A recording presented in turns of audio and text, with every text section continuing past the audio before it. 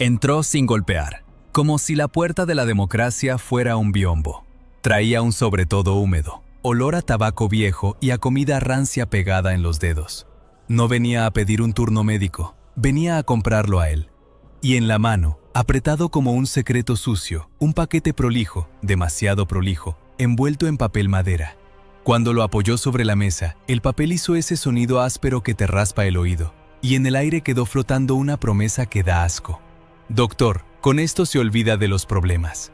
Ilya no levantó la voz, no golpeó la mesa, no armó escándalo. Lo miró como se mira una herida infectada, con calma, con precisión, sabiendo que si metes la mano sin pensar te pudrís. Y ahí está la primera trampa de esta historia. El hombre que muchos llamaron lento, entendía el veneno antes de que el veneno mostrara los dientes. Porque sí, esta es la biografía detallada de Arturo Umberto Illia. Pero con la luz apuntando donde casi nadie mira. No al bronce, no a la foto de manual, a lo que queda debajo de la bata del médico y debajo de la banda presidencial. Las presiones que no se firman, los enemigos que no hacen campaña, los pactos que se susurran en pasillos con olor a cera y transpiración. Y el detalle más incómodo, Ilya no llegó tarde a la política. Llegó a tiempo para estorbarle a demasiada gente. Nació el 4 de agosto de 1900 en Pergamino, hijo de inmigrantes italianos. En esa Argentina de tierra abierta y ambición nueva, la infancia de Ilya tiene una postal tranquila. Pero si te quedas con la postal, te perdés el filo. Porque crecer entre relatos de trabajo duro y una identidad que todavía se estaba inventando, te arma una brújula moral, sí, pero también te deja una pregunta clavada. ¿Hasta dónde se puede ser decente sin que te pasen por encima? De pibe, la vida no le regaló una épica, le dio rutina. Escuela, familia, disciplina. Más tarde, Buenos Aires. Internado salesiano, pasillos largos, silencio de pupilo. Esa sensación de que el mundo real está del otro lado de la ventana.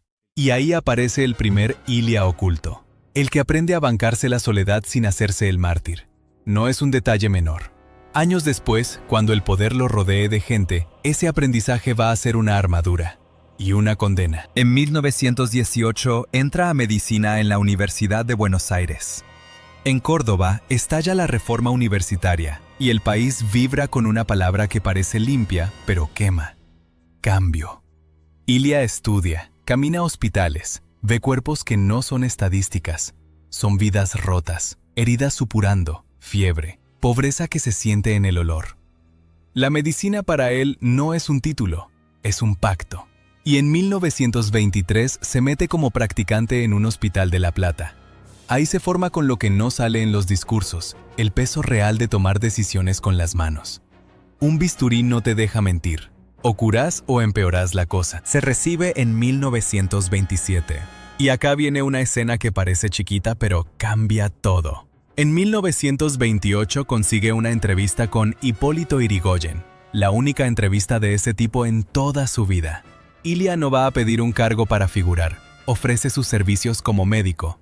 Yrigoyen, viejo zorro, le sugiere un destino que suena a castigo, pero es un destino iniciático, médico ferroviario en el interior. Traducción: andate donde el Estado casi no llega, donde la política se ensucia los zapatos o no es nada. Ilya elige radicarse en Cruz del Eje, Córdoba. Cruz del Eje no es un escenario glamoroso. Es polvo, calor, distancias. Y ahí, desde 1929, el Dr. Ilya se convierte en una especie de presencia inevitable.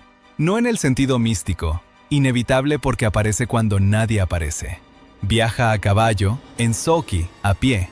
Lleva medicamentos que muchas veces paga de su bolsillo. En la alforja, junto al frasquito y la gasa, viaja una forma de mirar al país.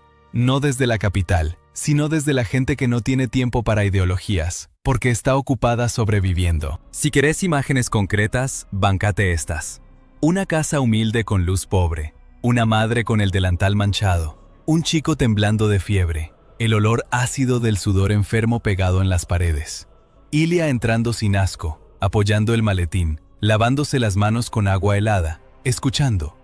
La medicina le enseña algo que después se va a malinterpretar como lentitud. Antes de recetar hay que escuchar, antes de actuar hay que diagnosticar. En política, esa paciencia puede ser virtud O puede ser el motivo por el que te odian. Porque mientras Ilia cura, el país se rompe por otros lados. Golpes, proscripciones, fraudes, el Estado como botín.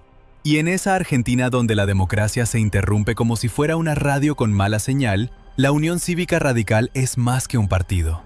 Es una manera de plantarse frente a la idea de que mandan los que pueden. Ilia se mete en política sin dejar la medicina. No deja de ser médico para ser dirigente. Es dirigente porque es médico. Y ese cruce lo vuelve peligroso para ciertos intereses. Un tipo que entiende de dolor real es más difícil de comprar con discursos. En los años 30, la década infame convierte la palabra elección en un chiste amargo. Y sin embargo, Ilia insiste. Se organiza, trabaja en comités, aprende la cocina interna, egos, traiciones, pactos que se hacen de noche. Ahí empieza a formarse su costado más invisible, el que no es ingenuo, el que ve la mugre pero no se enamora de la mugre. Y eso, en la política, es rarísimo. En 1939 se casa con Silvia Martorell. Se arma una familia, 3 hijos. Y acá hay otro detalle que parece doméstico, pero es clave. Ilia es de los que se atan a la vida común. No construye un personaje, no se disfraza de prócer. Ese anclaje, años después, va a ser usado tanto para admirarlo, mira qué austero, como para subestimarlo, mira qué simple. Y si hay algo que la historia argentina castiga, es al que no actúa el poder como una puesta en escena. En 1940 da un salto fuerte, vicegobernador de Córdoba, acompañando a Santiago del Castillo. 3 años, 1940-1943, lejos del consultorio cotidiano. 3 años viendo el Estado desde adentro. Presupuesto, presiones, llamadas incómodas. Doctor, esto conviene. Doctor, aquello no se toca. Y entonces, como en un truco de magia, aparece el primer reloj de arena.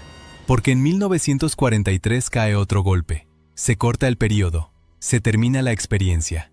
Ilia vuelve a Cruz del Eje. Y acá está el twist que casi nadie cuenta con ganas. Para muchos políticos, volver es fracaso. Para Ilia, volver es entrenamiento. Regresa al lugar donde lo miran a los ojos sin miedo. Donde no existe el discurso sin resultados. Donde si prometes y no cumplís, al otro día te cruzan en la calle y te lo cantan. Cruz del Eje le da algo que la capital suele quitar: consecuencia. En 1945, el radicalismo se reordena en medio de un país que está pariendo una nueva fuerza social y política: el peronismo. Ilia no se convierte en un fanático antiperonista de esos que necesitan un enemigo para existir, pero tampoco se entrega. Su brújula es institucional: constitución, reglas, elecciones limpias. Y esa posición lo mete en un lugar incómodo. No alcanza con estar en contra de algo. Tenés que sostener una idea de país cuando el país se parte. En 1948 llega al Congreso como diputado nacional. Y el clima es áspero. Un bloque radical minoritario frente a una mayoría peronista que avanza con su propia lógica de época. Ilia vive el Parlamento como se vive una guardia médica, sabiendo que te van a gritar, que te van a apurar, que van a intentar cansarte. Y si te cansan, te equivocás. De nuevo, el tipo aprende a resistir sin show. Mientras tanto, en otra parte del país, crece otro personaje que va a ser crucial en esta historia, y que muchos prefieren presentar como inevitable, como si no tuviera responsabilidad humana. Un militar, Juan Carlos Onganía. Formado en la lógica del orden, del mando, la política es un problema que se resuelve con disciplina. En los 60, cuando Ilia se acerque al centro del poder, Onganía ya va a estar en posición de mirar la democracia como quien mira un mueble, algo que se corre si estorba. Pero volvamos a Ilia. A fines de los 50 y principios de los 60, Argentina es una caldera. Frondizi, presiones militares, proscripción del peronismo, el juego imposible de gobernar sin una parte enorme del electorado. En 1962, Ilia es elegido gobernador de Córdoba, y no lo dejan asumir. Otro golpe. Otra puerta que se cierra, otro reloj de arena que alguien da vuelta sin consultarte. Y acá hay un dato emocionalmente brutal. Para un hombre que cree en la ley, la sensación de que la ley es un decorado debe haber sido una humillación íntima. Pero Ilia no reacciona con cinismo, no se vuelve un vengador, se vuelve más terco. Terco en el sentido noble, insiste. Esa insistencia lo lleva, casi sin estridencias, a una candidatura nacional. La Unión Cívica Radical del Pueblo lo elige como su figura para 1963. Y no era el candidato obvio. No tenía carisma de tribuno. No era un animal televisivo. Y eso que la época ya empezaba a pedir espectáculo. Su fuerza era otra. Coherencia, trayectoria limpia, fama de médico de pueblo. Y sin embargo, ahí aparece el lado oscuro del reconocimiento. Muchos lo apoyan porque creen que es manejable, porque confunden austeridad con debilidad, porque piensan que un hombre que viajó en Solki no va a entender cómo se mueve la guita grande. La elección de 1963 ocurre con proscripciones pesadas. Hay sectores enteros a los que no se les permite competir en igualdad. Ilia gana en un sistema condicionado. Y eso, desde el minuto cero, le coloca una fecha de vencimiento invisible en la frente. No porque él sea ilegítimo, sino porque el tablero está enfermo. En Argentina, cuando el tablero está enfermo, el médico suele terminar culpado por la fiebre.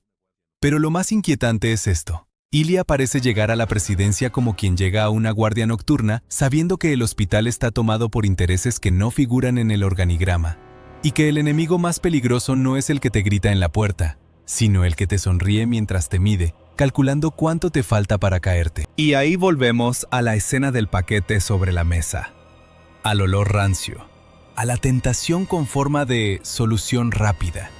Esa escena, con distintas caras, distintos sobres, distintas frases, se repite siempre que un tipo decente se acerca a un lugar donde circula poder real. La pregunta no es si se la ofrecen, la pregunta es ¿qué hace cuando se la ofrecen? Ilia, el médico, ya sabe la respuesta. Hay infecciones que, si las dejas entrar, después no hay sutura que alcance. La noche en que ganó, no hubo esa euforia típica de los que llegan a la cima creyéndose dueños del mundo.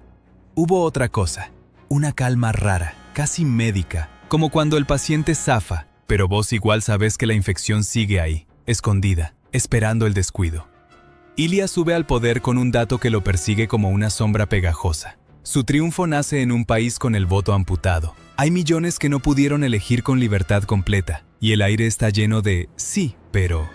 Ese pero es un cuchillo, porque en Argentina, cuando un presidente llega con un pero, el poder real huele sangre. El 12 de octubre de 1963, la Casa Rosada lo recibe con su perfume viejo de madera lustrada, tinta de decreto y transpiración de apuro. Hay pasillos que parecen diseñados para que te pierdas y para que te encuentren. Ilia entra sin el teatro del caudillo. No grita, no intimida, no seduce. Y ese es el primer golpe de efecto, aunque parezca todo lo contrario. En un edificio acostumbrado a la impostura, un tipo sin máscara es un escándalo. Pero el escándalo no se ve en la foto, se ve en las miradas. Porque mientras le ajustan la banda y le ponen el bastón, hay gente que ya está haciendo cuentas. ¿Cuánto dura? ¿Se anima a tocar intereses? ¿Va a negociar como corresponde? O sea, como conviene. ¿O va a jugar a la honestidad como si esto fuera un consultorio? Y ahí aparece el competidor, el antagonista que no necesita boleta electoral. Juan Carlos Onganía no está en el escenario como candidato, pero está en el fondo como amenaza. Uniforme, silencio, mandíbula cerrada. La clase de tipo que, cuando te da la mano, te está midiendo la muñeca. Si sos blando, si temblás, si te puede doblar. Onganía no compite por votos, compite por control. Y en esos años, el control se gana con un solo movimiento, hacer que la democracia parezca una máquina lenta y ofrecerte una máquina rápida, militar, eficiente. Ilia lo sabe. No porque sea paranoico, sino porque la historia argentina se lo aprendió a golpes.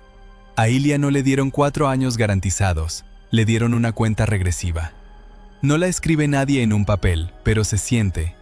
Una cuenta regresiva que empieza el primer día, apenas se cierra la puerta del despacho presidencial. Como si alguien hubiera apoyado un reloj sobre la mesa y, sin mirarte, hubiera dicho: «Doctor, tiene poco tiempo para demostrar que sirve». Y lo peor es que esa frase puede venir de cualquier lado. De los cuarteles, de los grandes diarios, de empresarios que no votan pero mandan, de embajadas que sonríen con dientes perfectos. En este país, a veces, el golpe empieza con un titular. Ilia arma su equipo con un criterio que en política suena a herejía: capacidad y decencia antes que marketing. No se rodea de estrellas de la rosca, se rodea de gente de laburo, de técnicos, de radicales de oficio, de tipos que creen que el Estado es una herramienta y no un cajero automático. Y de entrada, el gobierno se enfrenta a una pregunta venenosa. ¿Qué haces con un país donde una parte enorme de la sociedad está políticamente marginada? Porque el peronismo sigue siendo el elefante en la habitación. No se lo puede nombrar sin que se arme quilombo.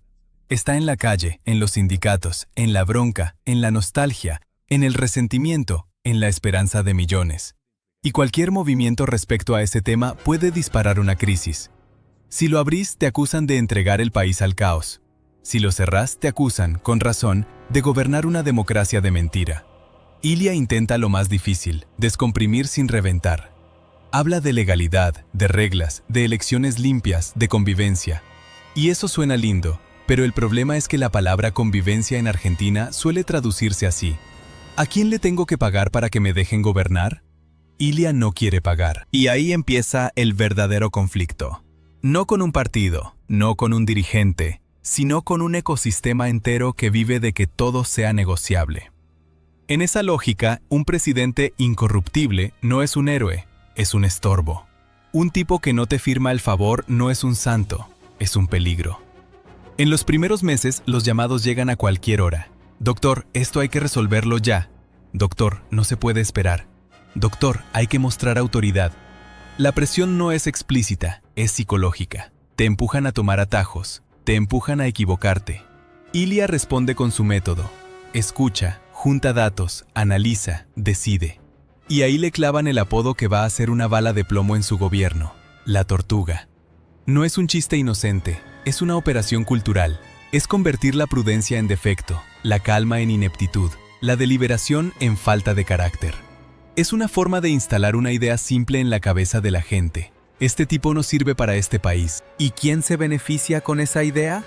El que viene atrás ofreciendo orden, rapidez, mano dura. El competidor. Onganía, mientras tanto, crece en el relato de Salvador Silencioso. No necesita hablar mucho. Le alcanza con que la sociedad se impaciente. En un país ansioso, el militar que promete soluciones rápidas es como un carnicero con guantes blancos. Da impresión de higiene, aunque estés a punto de ver sangre. Pero Ilia no es ingenuo. Ilia entiende que, si juega a la velocidad del show, pierde. Entonces hace algo que parece suicida, y en realidad es su arma secreta. Se mueve como médico, no como jugador de casino.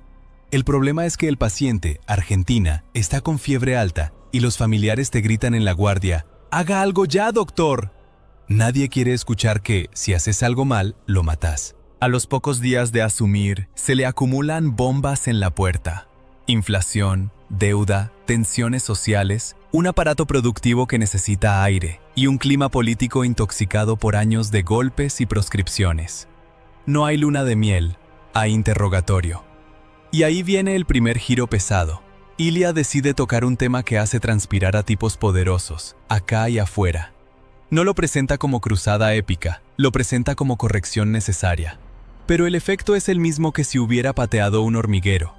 Empieza a revisar contratos, concesiones, acuerdos que se habían firmado en épocas anteriores bajo presión, con opacidad, con letra chica. Hay intereses extranjeros mirando, hay empresarios locales haciendo cálculos, hay editoriales preparadas. Porque cuando tocas plata grande, el país se llena de patriotas de repente, pero patriotas de bolsillo. El mensaje que le llega por canales informales es claro. No joda con eso. Y entonces, como si alguien bajara las luces del escenario, aparece la dimensión escondida de la presidencia, la guerra de desgaste. No lo van a tumbar con un solo golpe, lo van a cansar, lo van a ridiculizar, le van a vaciar el respaldo. Van a instalar que su gobierno es débil, viejo, desconectado. Van a convertir cada decisión en una discusión eterna para que parezca que no decide. Y cuando el clima social esté lo suficientemente irritado, ahí sí, el uniforme. Ilia, que no es un hombre de paranoia pero sí de memoria, empieza a vivir con un límite de tiempo adentro. No es un límite que él haya inventado, es el límite que el sistema le impone. En su cabeza, cada semana que pasa sin consolidar poder civil es una semana que le regala terreno al competidor. Y acá viene una imagen bien concreta. Imagina un calendario grande, colgado en una pared blanca, y alguien, no sabes quién, tachando días con una virome roja. No dice Navidad, no dice Año Nuevo, dice paciencia de los cuarteles, dice tolerancia de los medios, dice humor del mercado, dice la calle. Eso no se ve en los discursos, se siente en la nuca. En ese contexto, cualquier episodio se vuelve pólvora. Y en 1964 aparece una escena que los rivales usan como palanca: el fantasma del regreso de Perón. Aunque Perón esté lejos, exiliado, su sombra es un arma arrojadiza. Cada gesto de Ilia se interpreta como acercamiento o provocación. Se arma una tensión que no es solo política, es emocional. Hay gente que quiere que vuelva como quien quiere que vuelva un padre, y hay gente que lo teme como si fuera una peste. Ilia queda en el medio, y el medio es el peor lugar cuando todos quieren sangre. En pasillos del poder se murmura de todo: que lo van a apurar, que lo van a obligar, que la única forma de gobernar es pactar con los que mandan de verdad. Y ahí aparece lo más incómodo de esta biografía, la parte en que la decencia no alcanza, y sin embargo Ilia insiste en usarla como escudo. Porque sí, él hace política, negocia, habla, busca acuerdos, pero lo que no hace es vender su firma como si fuera una franquicia. Eso lo vuelve blanco. Y en paralelo, Onganía se convierte en un nombre que circula cada vez más, como si fuera un plan B inevitable. En reuniones de empresarios, en conversaciones de café de clases altas, en sobremesas militares. Este país necesita orden. Este país necesita a alguien serio. Este país necesita mano firme. La palabra serio en esos labios suele significar obediente a ciertos intereses. Ilia intenta lo contrario, ser serio ante la ley. Y eso, otra vez, parece lento. La tortuga. Pero fíjate el twist. La tortuga, si no la puedes comprar, se vuelve un tanque. Avanza despacio, sí, pero te pisa igual. Y ahí es cuando el competidor entiende que no alcanza con burlarse. Hay que sacarlo. La rivalidad con Onganía deja de ser una sensación y empieza a tomar forma en pequeños choques, gestos, silencios, decisiones de mando. Ilia quiere marcar autoridad civil. Onganía quiere marcar autoridad de hecho. Dos lógicas en un mismo país. Una pide tiempo, la otra pide obediencia. Hay reuniones donde el aire se corta con cuchillo, no por gritos, sino por lo contrario, por la frialdad.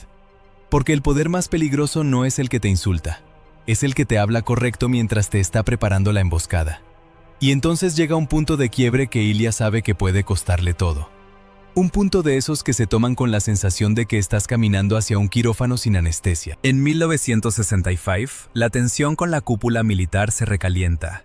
Onganía no es un oficial más, es un símbolo. Y un símbolo, cuando se instala, ya no necesita razón, necesita oportunidad. Ilia decide que no puede gobernar con un competidor sentado dentro del Estado, armado, legitimado por su propia mística. Empieza a mover piezas para recortar esa sombra. No lo hace con un show, lo hace como hace todo, midiendo consecuencias. Y acá la presión sube, porque se activa el mecanismo más sucio del sistema. La campaña de desgaste se vuelve personal. De golpe, Ilia no es solo lento, es incapaz, viejo, ingenuo, desconectado. Se multiplican las risas, los dibujos, los chistes, las miradas de condescendencia. Es una violencia elegante, de guante blanco. La violencia que no deja moretón visible, pero te quiebra el apoyo social. Mientras tanto, el país sigue siendo un paciente complicado. La economía exige decisiones, la calle exige respuestas, la política exige inclusión, y los uniformes exigen sumisión.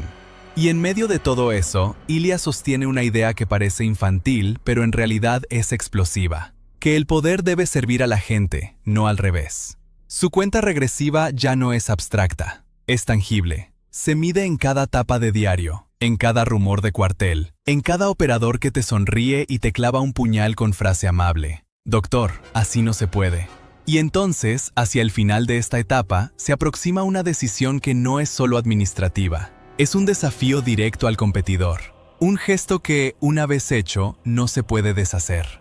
Porque si Ilia corta la sombra militar, se gana un enemigo frontal. Y si no la corta, se convierte en un presidente decorativo esperando el golpe. Y hay algo más. Ilia ya entendió que su límite de tiempo no es el mandato constitucional. Su límite es el humor de los que no votan, pero mandan.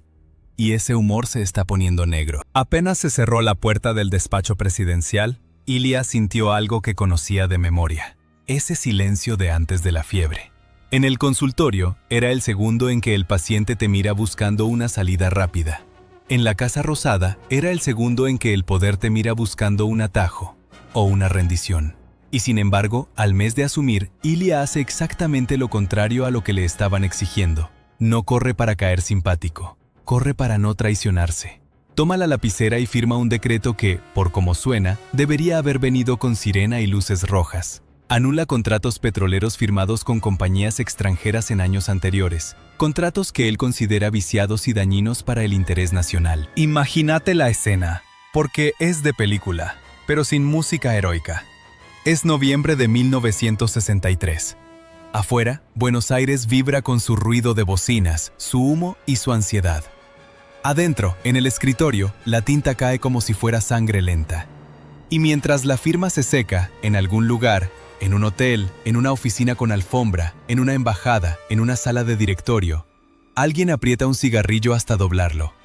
Este tipo está loco, o es más peligroso de lo que parecía. Ahí se instala el primer gran mecanismo de este tramo. Cada medida que Ilya toma para fortalecer al Estado y al ciudadano común activa el reflejo de defensa del país invisible. Ese país que no necesita urnas para existir. El país de los contratos, los favores, los teléfonos que no suenan en público, los titulares que bajan línea sin decirlo. Y entonces empieza la campaña, la de verdad, no la electoral, la psicológica. A Ilya lo empiezan a dibujar en cámara lenta. Lo nombran Tortuga, con una sonrisa falsa, como si fuera un apodo simpático. Pero el objetivo no es cargarlo. El objetivo es programar al público para que, cuando llegue la hora, sienta alivio al verlo caer. Te lo repiten tanto que la imagen se te pega. Ilya caminando despacio, Ilya dudando, Ilya no entendiendo el mundo moderno. Es una operación quirúrgica pero al revés. En vez de curar, te anestesian la empatía. Ilya no contesta con gritos. No juega a la guerra mediática. Responde como médico, mira el cuadro completo. Porque sabe que la pelea no es por una frase, es por quien define qué es normal en Argentina. Si lo normal es la picardía, la rosca y el negocio rápido, él es una anomalía.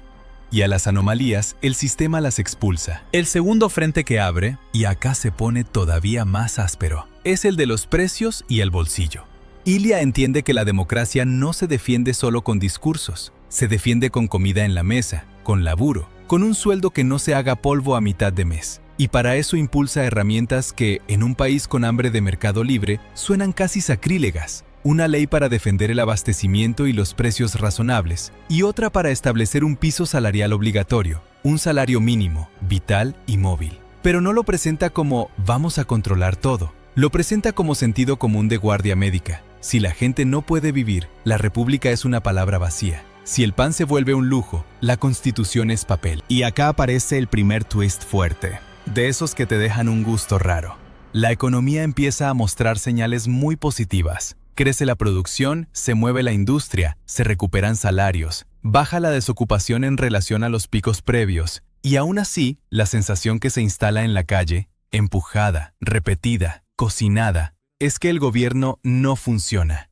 Es como ver a un paciente mejorar en los análisis, pero que todos alrededor repitan, «Se está muriendo, doctor, se está muriendo», hasta que el propio paciente se convence y se deja caer. Ilya intenta sostener un equilibrio imposible. Expansión económica sin descontrol total, Estado presente sin caer en autoritarismo, diálogo político sin regalar las instituciones. Y en el medio aparece una palabra que en Argentina es dinamita, peronismo. No como insulto ni como bandera, como realidad social. Ilya permite que el fenómeno vuelva a asomar por grietas legales, que participe de manera parcial e indirecta en la competencia electoral. Y en 1965, cuando llegan las legislativas, se produce otra escena que debería haber sido un triunfo democrático, pero se convierte en munición contra él. Sectores neoperonistas ganan fuerza y el oficialismo no arrasa. En vez de romper el tablero, Ilya respeta el resultado. No manda tanques, no proscribe a último momento, no inventa excusas. Y eso, en el país del golpe fácil, es una provocación, porque muchos esperaban, en silencio, que Ilya reaccionara con miedo y pidiera mano dura, que demostrara carácter con represión o fraude. Pero él hace lo más subversivo, deja que la política sea política. Y entonces el sistema se incomoda. Si un presidente puede tolerar un resultado adverso sin tirar abajo la mesa, ¿para qué sirven los tutores armados? Ahí el competidor se pone nervioso. Onganía, ya instalado como figura de orden, entiende que Ilia está intentando algo que le corta el aire al proyecto militar: normalizar la democracia, hacerla aburrida, hacerla cotidiana. Que el país se acostumbre a votar y seguir, a perder y seguir, a negociar y seguir. La democracia aburrida es el peor enemigo de un salvador. Y como si eso fuera poco, Ilia abre el frente que termina de sellar su destino, el de los medicamentos. Acá la historia se vuelve física, casi visceral. Pensá en lo que significa un remedio. No es una mercadería cualquiera, es vida en frasco, es esperanza en pastilla. Y por eso, cuando el negocio mete mano ahí, el asco es inmediato. Ilia pone como ministro de Salud a Arturo Oñativia, y desde ese lugar impulsa una ofensiva que parece técnica, pero es una bomba moral. Leyes para regular el mercado farmacéutico, controlar precios, exigir transparencia, ordenar el registro de especialidades medicinales. Suena aburrido, ¿no? Registro, normativa. Pero lo que ocurre cuando empezás a mirar adentro es una película de terror silencioso. A fines de 1964 se congela el precio de medicamentos y se obliga a reinscribirlos. Y ahí aparece un número que, dicho en voz alta, te hace fruncir la cara. Había decenas de miles de especialidades registradas. En el proceso de reinscripción, el filtro baja esa masa y deja aprobada una cantidad mucho menor. De golpe, el país descubre que el mercado estaba inflado como un cuerpo con líquido retenido. Nombres distintos, combinaciones dudosas, marketing disfrazado de ciencia, una selva de cajas y prospectos donde el paciente era lo de menos. Visualízalo. Depósitos enormes, estanterías interminables, cajas apiladas hasta el techo como ladrillos de un templo falso. Etiquetas brillantes, promesas en letra chica, milagros farmacéuticos que se multiplican porque multiplicarse da plata. Y en el medio, una familia que elige entre comer o comprar la receta. Cuando Oñativia toca eso, los laboratorios reaccionan como reacciona el poder cuando lo acorralás. No discuten solo en el Congreso, discuten en el aire, en la prensa, en los pasillos, en cenas de traje. Aparecen comunicados, advertencias, amenazas veladas, que esto espanta inversiones, que esto es estatismo, que esto es un ataque a la libertad. ¿Libertad? ¿Para quién? Ilia sabe que está metiendo la mano en un hormiguero que pica en dólares, y aún así sigue. Ese es el punto exacto donde la biografía se parte. El presidente, lento, en realidad estaba apurando lo único que le importaba, la dignidad del Estado, antes de que su reloj se quedara sin arena. Porque el reloj a esta altura ya no era una metáfora. El mandato presidencial era de 6 años, sí, pero su margen real era muchísimo menor. Ilia lo sentía como se siente un diagnóstico difícil. Podía leer los síntomas en la piel de la política. Y el síntoma más peligroso era Onganía. El duelo entre los dos no era un duelo de discursos, era un duelo de respiración. ¿Quién se quedaba con el aire del país? ¿El civil que habla de reglas o el militar que promete eficiencia? ¿El médico que cura despacio o el general que amputa rápido? Ilia intenta algo que, en ese clima, es casi suicida: recortar el poder simbólico del competidor desde adentro del Estado. La relación con la cúpula militar se tensa. Hay roces por nombramientos, por tradiciones, por quién manda de verdad.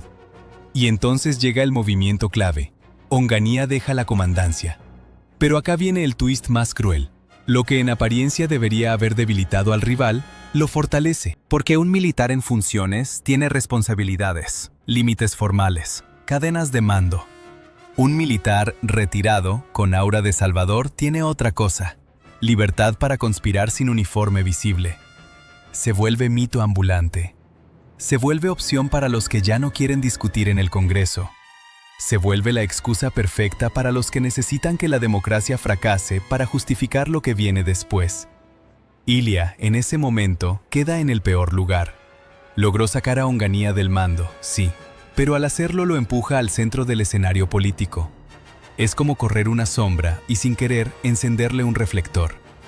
Y mientras tanto, Ilia sigue gobernando como si el país pudiera curarse con método. Empuja educación con un peso presupuestario inusual, abre el juego a políticas públicas, intenta ordenar empresas del Estado, discute reformas tributarias que buscan que el sistema sea menos injusto. No todo le sale, muchas cosas quedan a mitad de camino. Porque el problema no es solo la complejidad, es el cerco.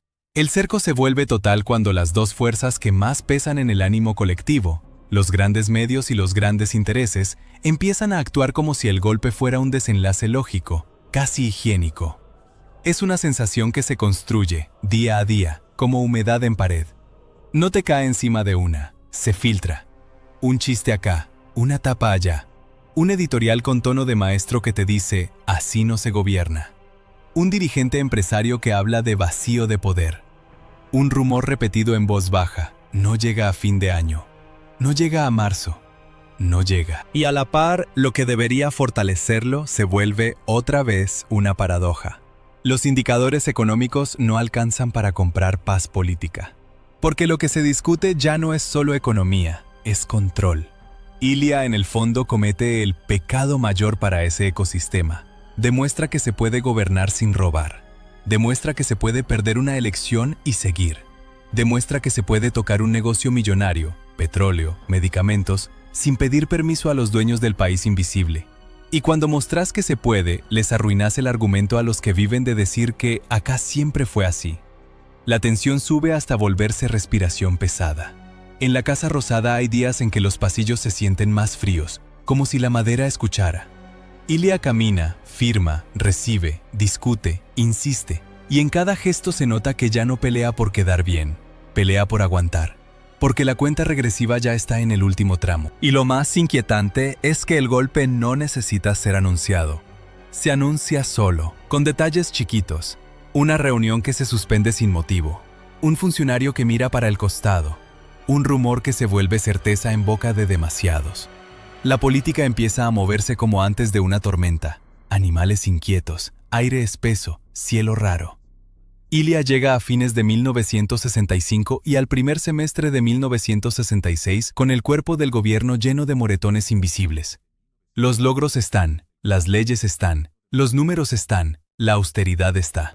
Pero también está la maquinaria esperando el momento exacto, cuando el país esté lo suficientemente cansado como para confundir orden con silencio. Y esa confusión en Argentina siempre se paga caro. Porque cuando el silencio baja, lo hace con botas. No fue un estruendo. Fue peor. Fue normal. Una mañana como cualquier otra en Buenos Aires, con el frío metiéndose por las rendijas y el ruido de la ciudad haciéndose el distraído. La Casa Rosada, esa caja enorme de historia y perfume viejo, parecía quieta, pero adentro había un movimiento raro, como cuando un hospital entra en código y de golpe todos caminan más rápido sin explicar nada. Ilia ya venía contando los días sin decirlo. No 6 años, 990 días. Eso le habían dejado, desde el 12 de octubre del 63 hasta el 28 de junio del 66. Un mandato con vencimiento clandestino. Y ese martes el vencimiento llegó con botas. Primero fueron rumores, pasillos, teléfonos que no contestaban. Después el sonido seco de pasos organizados. No pasos de secretario apurado, pasos de gente entrenada para ocupar espacios. La puerta del despacho, la madera, el picaporte y el aire cambia. Entra un grupo de oficiales. No entran gritando, entran seguro, como si ya hubiera un papel invisible firmado por todos. Le hablan con una cortesía que da asco, porque la cortesía, ahí, es un guante limpio para una mano sucia. Señor presidente, le pedimos que se retire. Le pedimos. Como si fuera una invitación a dejar la mesa en un restaurante. Como si la Constitución fuera un abrigo que uno se saca porque ya no hace falta. Ilia no se levanta, no se achica, no busca una salida elegante. Hace lo que haría en una guardia cuando te quieren correr del diagnóstico con apuro. Fija la mirada y sostiene la verdad aunque incómodo. Les recuerda algo que, en ese momento, suena casi ingenuo, pero es dinamita. Que el mando no se mendiga, se ejerce. Que el comandante en jefe, por ley, es él. Que lo que están haciendo no es orden, es insurrección. En un momento los acusa sin metáfora. Actúan como salteadores nocturnos. La frase cae como un baldazo. porque nadie espera que el lento te clave un cuchillo de palabras tan filoso. Los oficiales se van y vuelven, se tensan, se acelera el pulso de todo el edificio. Y ahí aparece lo más siniestro. No lo quieren mártir, lo quieren foto. La imagen del presidente yéndose sin resistencia para que el país sienta alivio, para que el golpe parezca limpieza. Cuando la discusión ya no alcanza, entra la fuerza con otro lenguaje. Gases, empujones, un clima de «esto se termina ahora». No es una batalla épica, es una expulsión administrativa con violencia medida. La violencia exacta para que no parezca violencia. Y en ese punto, Ilia entiende algo que se aprende en medicina y se paga caro en política. Hay momentos en que, si te quedas, la sangre no la pones vos solo. La ponen los que están alrededor. La ponen empleados, colaboradores, pibes que no tienen por qué convertirse en escudos humanos de una causa. Entonces decide irse. Pero se va como se va un hombre que no entrega el alma. Baja por las escaleras rodeado de pocos. Afuera, gente confundida, gritos sueltos, miradas que no entienden si están viendo historia o teatro. Le ofrecen un auto oficial. Ilia lo rechaza. No quiere que lo trasladen como a un objeto del Estado que cambió de dueño. Termina saliendo por sus propios medios, casi a la intemperie, como cualquier vecino al que le cerraron la puerta en la cara. Esa escena es una puñalada lenta. El presidente constitucional caminando hacia la calle, mientras adentro ya acomodan el decorado para el nuevo dueño. Y el nuevo dueño no es un partido, es el competidor de uniforme que venía respirándole en la nuca hacía años. Al día siguiente, Juan Carlos Onganía asume. La rivalidad se consuma sin votos, el general gana por abandono forzado, por cansancio social fabricado, por ese mecanismo argentino de confundir rapidez con salvación. Se instala la Revolución Argentina con promesa de orden, y el país, en vez de curarse, entra en un tratamiento brutal, anestesia institucional, silencio obligatorio, futuro cerrado. Ahora, lo que casi nadie cuenta con el cuerpo, no con la frase hecha, es lo que le pasa al hombre cuando se apagan las cámaras. Ilia no se va a un exilio dorado, no se va a una embajada, no se compra una quinta. Se va a un departamento prestado, a la casa de un familiar, a una vida sin alfombra. Es un expresidente y sin embargo vuelve a sentir el piso frío de la realidad común. En Argentina eso es rarísimo, que el poder no te deje ni una red de lujo. Y ahí aparece lo oculto de su biografía, lo que incomoda porque rompe el cliché. Ilia no era pobre como pose, era austero por sistema nervioso. La plata no le hacía clic en la cabeza como trofeo. Renuncia a la jubilación de privilegio que le correspondía como expresidente. No por marketing, porque nadie lo estaba aplaudiendo. Al contrario, muchos todavía se reían de la tortuga. Renuncia porque, para él, cobrar por un cargo del que lo echaron a empujones era como aceptar que el golpe tenía razón. Y elige otra cosa, volver al lugar que lo hizo médico antes que presidente. Cruz del Eje lo recibe con su polvo familiar, sus veredas simples, su gente que no te pregunta por geopolítica, te pregunta si le duele. Ilia vuelve a atender, vuelve al cuerpo humano, que es el único territorio donde la mentira se nota rápido. Hay una imagen que da vergüenza ajena y orgullo al mismo tiempo. Un hombre que hace poco firmaba decretos nacionales, otra vez con el maletín, escuchando el pecho de un jubilado en una casa humilde. Como si el país le hubiera dicho, no te quiero en el sillón, pero sí te quiero cuando me falta el aire. Y entonces la vida le mete el golpe más privado, más cruel. Silvia, su compañera, se enferma de cáncer. Y acá la historia se vuelve casi insoportable, porque te muestra el costado más asqueroso del poder, la tentación del privilegio. El Estado podía cubrir tratamientos, viajes, todo. Había formas legales de hacerlo. Había quienes lo hubieran hecho sin pestañear. Ilia se niega. No se niega por orgullo. Se niega por esa ética que, en este país, parece una excentricidad peligrosa. La plata pública no es de nadie, es de todos. Y usarla para salvarse uno, aunque sea por amor, le sonaba a robo con perfume. Dicen que llegó a vender su auto para pagar gastos médicos. Y si esa imagen no te provoca una mezcla rara de admiración y bronca, es porque no la dejaste entrar del todo. Un expresidente vendiendo lo suyo para no tocarlo de todos. Silvia muere en 1966, el año en que a él lo sacan del poder. Como si la vida le hubiera hecho un doble desalojo, de la Casa Rosada y de su casa íntima. Y ahí, en ese silencio, se entiende una cosa que estaba escondida. La tortuga no era lentitud, era resistencia. Una forma de seguir caminando aunque te falte una parte del cuerpo. Pasan los años, y la Argentina se vuelve un laboratorio de golpes, parches y promesas rotas. La dictadura de Onganía trae orden, sí, pero un orden de yeso. Un orden que no cura, inmoviliza. Un orden que, cuando se quiebra, corta. Ilia, ya grande, se vuelve un referente raro. No el jefe de una facción, sino la conciencia molesta.